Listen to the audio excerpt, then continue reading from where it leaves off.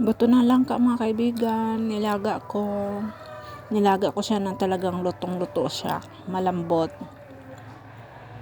Ang sarap-sarap niyan, lagyan ko lang siya ng asin habang niluluto. Bago ko lutuin, lagyan ng asin. Tapos kalating kaldero na tubig, depende sa laki, hanggang kumunti. Kaya ang sarap ng pagkaluto niya.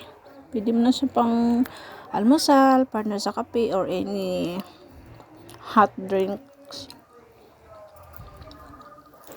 Masarap siya. Langka na hinog ito kaya masarap ang buto niya sa ingin.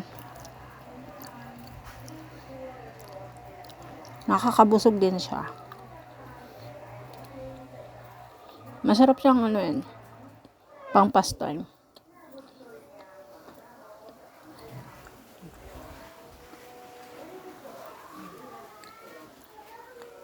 Nakailang luto na ako nito kasi lagi may luto yung langka sa kapitbahay namin.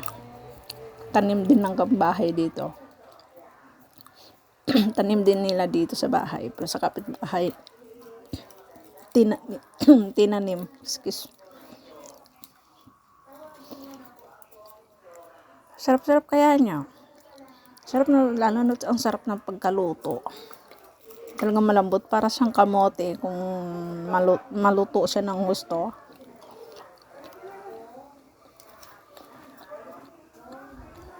Sarap. Yan palagi kong kinukukot kinakain ko. Try nyo rin mga kaibigan pag may mga hinog kayong langka.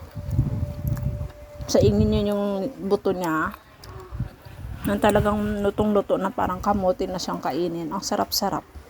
Lagyan nyo na ng kunting asin. Solve na. Pwede na siya pang almusal or merienda.